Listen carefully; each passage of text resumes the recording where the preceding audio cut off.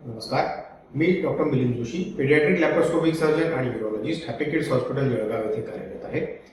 आज आपण जाणून घेऊया लहान मुलांमधील हायड्रोसिल या आजाराबद्दलची माहिती.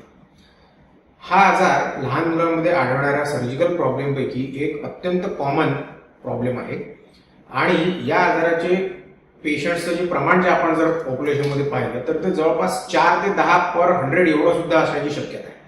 म्हणजे इतका कॉमन हा आजार आहे. आता याच्यामध्ये आणखीन एक महत्त्वाचा फॅक्टर असा आहे की या आजाराच्या प्रत्येकच बाळाला ऑपरेशन लागतंच असं नाही, तर ऑपरेशन केव्हा लागतं किंवा कोणत्या वयामध्ये हा आजार होतो, त्या आजाराचं प्रेझेंटेशन काय याच्यावरनं सुद्धा त्या आजारामध्ये लागणाऱ्या सर्जरीचं डिसिजन हे बाळाचे पेडियाट्रिक सर्जन्स बाळाला तपासून घेत असतात. आता हायड्रोसिल म्हणजे नेमकं काय, तर अंडकोशाभोवती जेव्हा पाणी तयार होतं आणि त्यामुळे अंडकोशाच्या एका बाजूला किंवा अंडकोशाच्या दोन्ही बाजूंना सूज येते तेव्हा त्याला हायड्रोसिल असं म्हणतात. तर ही सूज जी असते ती पाण्यामुळे बनलेली सूज असते. आता पुष्कळदा हायड्रोसिलचं जे प्रेझेंटेशन आहे ते लहान मुलांमधील हर्निया आजारासारखंच असण्याची शक्यता असते. त्यामुळे नेमका तो हायड्रोसिल आहे की हर्निया आहे हे पालकांना लक्षात येऊ शकत नाही. अशा वेळी अंडकोशावरती जर सूज दिसली तर तुमच्या पेडियाट्रिक सर्जनचा तुम्ही सल्ला घेणं फार आवश्यक आहे, जेणेकरून नेमका तो हर्नियाचा आजार आहे की हायड्रोसिलचा आजार याचं डिसिजन तुमचं पेडियाट्रिक सर्जन बाळाला तपासून घेत असतो. आता हायड्रोसिल बनण्याचे कारण काय आहे, तर अंडकोश जेव्हा बाळ आईच्या गर्भामध्ये असताना बनत असतं तेव्हा अंडकोश हे किडनीच्या पाशी पोटामध्ये तयार होतात आणि मग तिथून त्यांचा डिसेंट किंवा त्यांचा खाली येण्याची प्रक्रिया असते. आता या खाली येण्याच्या प्रक्रियेमध्ये एक नैसर्गिक एक रस्ता बनलेला असतो त्या अंडकोशाला खाली येण्यासाठी. तर जेव्हा अंडकोश खाली येतात at the time of birth तेव्हा तो रस्ता क्लोज होणं हे अपेक्षित आहे नैसर्गिकरित्या. पण काही बाळांमध्ये तो रस्ता बंद होत नाही किंवा काही बाळांमध्ये तो अर्धवट बंद होतो किंवा काही बाळांमध्ये तो काही ठिकाणी बंद होते काही ठिकाणी ओपन राहतो. अशा प्रकारचे प्रॉब्लेम जेव्हा असतात तेव्हा विविध प्रकारचे जे जांघेतले आजार असतात ज्याला हायड्रोसिल म्हणा, हर्निया म्हणा, एन्सिस्टेड हायड्रोसिल म्हणा किंवा फ्लुइड हर्निया म्हणा, अशा प्रकारचे जे विविध प्रकार आहेत जांघेतल्या सुजेचे किंवा अंडकोशावरच्या सुजेचे, हे सगळे विविध प्रकारचे आजार निदान होत असतात.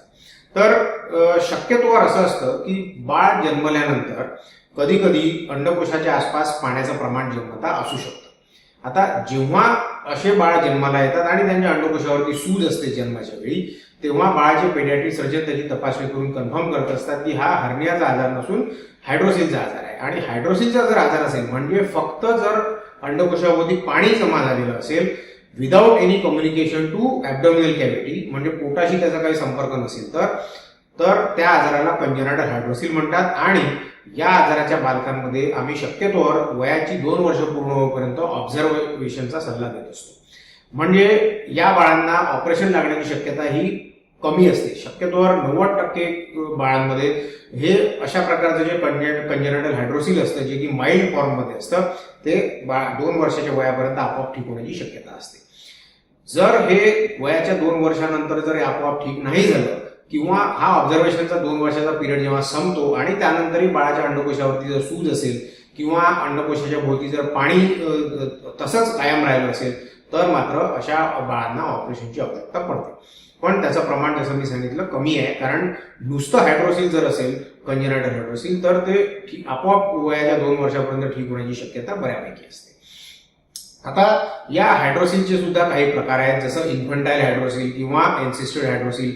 आता या आजारांचं असं वैशिष्ट्य आहे की हे आजार जन्माच्या वेळी दिसतीलच असं जरुरी नाही. हे जन्मानंतर केव्हाही पण प्रेझेंट होऊ शकतात आणि अंडकोशाभोवती सूज किंवा जांघेमध्ये सूज अशा प्रकारचं याचं प्रेझेंटेशन असतं. त्यामुळे ते हर्नियापासून डिफरन्शिएट करणं फार गरजेचं असतं. लहान मुलांमधला जो हर्निया असतो तो एक प्रकारची सेमी इमर्जन्सी आहे, म्हणजे त्यामध्ये एक्सपेक्टंट ट्रीटमेंट किंवा ऑब्झर्वेशनच्या ट्रीटमेंटचा कसलाही रोल नाही. जर हर्निया हा आजार असेल तर त्याला जितक्या लवकर शक्य असेल तितक्या लवकर सर्जिकल ट्रीटमेंट हीच फुल अँड फायनल रेमेडी असते, ज्यामुळे बाळाला कसल्या प्रकारचं कॉम्प्लिकेशन पुढे भविष्यामध्ये होण्याची शक्यता कमी असते. पण या एन्सिस्टेड हायड्रोसिल किंवा इन्फंटाईल हायड्रोसिल या त्याचे जे बाकी त्याच प्रकारे प्रेझेंटेशन असलेल्या ज्या दुसऱ्या कंडिशन्स आहेत त्यामध्ये कधी कधी ऑब्झर्वेशनच्या ट्रीटमेंटचा रोल असतो. पण कोणत्या पेशंटमध्ये सर्जरी करायची, कोणत्या पेशंटमध्ये ऑब्झर्वेशन करायचं याचा पूर्ण निर्णय तुमचे पेडियाट्रिक सर्जन तुमच्या बाळाला तपासून तुम्हाला देत असतात आणि त्याप्रमाणे तुम्ही आपल्या बाळासोबत त्या बाळाच्या पुढच्या ट्रीटमेंटसाठी वागणं आवश्यक आहे. आता हे जे कंजेनायटल हायड्रोसिलचे जे विविध प्रकार आहेत हे का बनले, तर ही जी अंडकोशाच्या रस्त्यातनं बनणारा जो ट्रॅक्ट आहे त्या ट्रॅकमध्ये जर नैसर्गिक क्लोजर नाही झालं तर विविध प्रकारचे हे प्रेझेंटेशन येतात. जसं हा जो ट्रॅक्ट आहे हा जर अंडकोशापासून जांघेपर्यंत जर समजा ओपन राहिला तर त्याला इन्फंटाईल हायड्रोसिल म्हणतात. हा जर मध्ये बंद असला आणि जांघेमध्येच फक्त ओपन राहिला तर त्याला एन्सिस्टेड हायड्रोसिल म्हणतात. किंवा हे छिद्र बंदच नाही झालं, पूर्णपणे ओपन असलं पण ते जर आकाराने फार लहान असलं तर ते पोटाशी कम्युनिकेट करतं आणि पोटाचं पाणी हे अंडकोशामध्ये येतं, त्याला फ्लुइड हर्निया म्हणतात. आता महत्वाची गोष्ट अशी आहे की फ्लुइड हर्निया म्हणा, एन्सिस्टेड हायड्रोसिल म्हणा किंवा इन्फंटाईल हायड्रोसिल म्हणा, हे सर्व आजार यांच्यामध्ये एक्सपेक्टंट ट्रीटमेंट किंवा ऑब्झर्वेशनच्या ट्रीटमेंटचा रोल हा अत्यंत लिमिटेड आहे. कारण हे आजार आपोआप ठीक होण्याची शक्यता फार कमी असते. जसा हर्निया हा आपोआप ठीक होत नाही तसंच हायड्रोसिलचे हे प्रकार सुद्धा आपोआप ठीक होत नाहीत, त्याला सर्जिकल ट्रीटमेंटची गरज असते. म्हणजे प्युअरली कंजेनायटल हायड्रोसिल जे की फक्त आणि फक्त अंडकोशाच्या भोवतीच पाणी जमा झालेलं असेल आणि ते अंडकोशाभोवतीच लिमिटेड असेल तो आजार, तरच त्यामध्ये ऑब्झर्वेशनच्या ट्रीटमेंटचा रोल आहे, नाहीतर ट्रीटमेंटचा रोल नाही. आता हायड्रोसिल हा आजार सामान्य जनता बऱ्यापैकी ऐकत असते. लहान मुलांमधील हायड्रोसिलचा आजार आणि मोठ्या म्हणजे वयस्कर व्यक्तींमधील हायड्रोसिलचा आजार नाव जरी कॉमन असलं तरी त्या आजाराचं कारण, त्या आजाराची ट्रीटमेंट आणि त्या आजाराच्या सर्जरीज या पूर्णपणे वेगवेगळ्या आहेत. त्यामुळे त्यामध्ये कसल्याही प्रकारचं कन्फ्युजन ठेवता कामा नये. आता लहान मुलांमधील हायड्रोसिल हा जो आजार आहे याची जी ट्रीटमेंट आहे ती लहान मुलांमधील हर्निया या ट्रीटमेंट सारखीच असते. म्हणजे दोघांनाही लागणारी जी सर्जरी आहे त्याला हर्निओटॉमी म्हणतात आणि ती सेम असते. पण मोठ्या व्यक्तींमध्ये लागणाऱ्या हायड्रोसिलची सर्जरी ही वेगळ्या प्रकारची असते. लहान मुलांमधील हायड्रोसिलची जी सर्जरी आहे ती शक्यतोवर वयाच्या 2 वर्षापर्यंत करत नाहीत, पण त्यानंतरही जर ही सूज कायम राहिली तर त्यासाठी सर्जरी लागतेच. मोठ्या व्यक्तींमधील हायड्रोसिल जे आहे हे शक्यतोवर जन्मतः प्रेझेंट करत नाही. हा एक ॲक्वायर्ड डिसीज आहे. हा वयस्कर माणसामध्ये पुढे जाऊन येतो, म्हणजे जन्मतः नसतो, पुढे जाऊन येतो आणि त्यांच्याकरता लागणारी ट्रीटमेंट आहे ती अंडकोशावर भोवती ऑपरेशन करून करावी लागते. लहान मुलांमध्ये अशी ट्रीटमेंट नसते. आता या कंजेनायटल हायड्रोसिल या आजारामध्ये most of the time diagnosis हे क्लिनिकल एक्झामिनेशन वरती बनत असतं. शक्यतोवर याला कसल्याही प्रकारच्या दुसऱ्या रेडिओलॉजिकल इन्व्हेस्टिगेशनची गरज पडत नाही, कारण क्लिनिकल फीचर्स जे असतात ते पेडियाट्रिक सर्जन बाळाला तपासून ऑलमोस्ट सर्टन असतात की हे हायड्रोसिल आहे, की हे हायड्रोसिल असेल तर कोणत्या प्रकारचं हायड्रोसिल आहे. फक्त कन्फ्युजन काही वेळा असं येतं की पालकांनी जी हिस्ट्री दिलेली असते त्यामध्ये काही वेळा ती हिस्ट्री कन्फ्युजिंग असते आणि मग अशा वेळी हर्निया आहे की हायड्रोसिल आहे हे डिफरन्शिएट करण्यासाठी कधी कधी काही तपासण्यांची जसं सोनोग्राफी म्हणा या तपासणीची गरज पडू शकते. आता क्लिनिकल एक्झामिनेशनमध्ये मोस्ट ऑफ द टाइम हा आजार डायग्नोज होत असल्यामुळे जनरली या प्रकारच्या ऑपरेशनच्या आधी लागणारी जी सामान्य तपासण्या आहेत त्या रक्ताच्या प्री ऑप इन्व्हेस्टिगेशन्स असतात, ज्या की रुटीन कुठल्याही ऑपरेशन प्रमाणेच असतात. हे ऑपरेशन जेव्हा लहान बालकांमध्ये केलं जातं तेव्हा यामध्ये स्पायनल अॅनास्थेशिया किंवा रिजनल अॅनास्थेशिया हा प्रिफर्ड अॅनास्थेशिया असतो. तरीही मोड ऑफ अॅनास्थेशिया जो आहे तो लहान मुलांचा जो अॅनास्थेशिओलॉजिस्ट आहे तो बाळाला तपासून त्याचा निर्णय घेत असतो.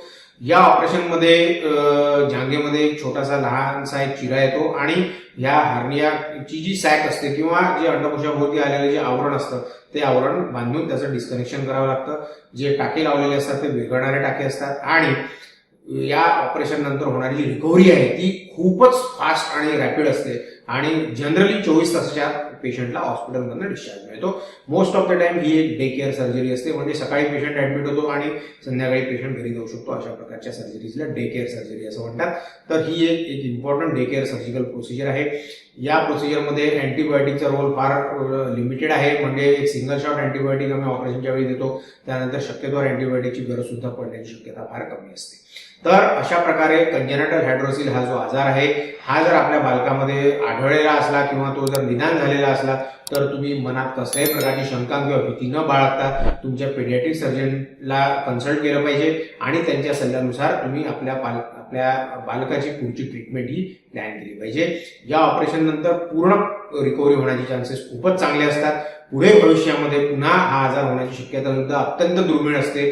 फक्त पिडियाट्रिक सर्जन जेव्हा हे ऑपरेशन करतात तेव्हा ते योग्य ती काळजी घेत असतात, कारण जांघेमधनं विर्याची नळी आणि विर्याला आणि अंडकोशाला सप्लाय करणाऱ्या रक्तवाहिन्या असतात, त्यामुळे त्यांना वाचवून आम्ही योग्य प्रकारे या हर्नियल सॅकला डिसेक्ट करून बांधत असतो. त्यामुळे दुसऱ्या अवयवांना इजा होण्याची शक्यता पेडियाट्रिक सर्जनच्या हातून अत्यंत कमी असते स्टॅटिस्टिकली. म्हणून तुमच्या पेडियाट्रिक सर्जनच्या सल्ल्यानुसार तुम्ही या आजाराच्या पुढचा ट्रीटमेंटचा मार्ग हा अवलंबिला पाहिजे, जेणेकरून तुमच्या बालकाला या आजारातून पूर्णपणे मुक्तता मिळेल. तुम्हाला ही माहिती जर आवडली असेल तर हा व्हिडिओ लाईक करा, शेअर करा आणि आमच्या चॅनेलला सबस्क्राईब करा. धन्यवाद.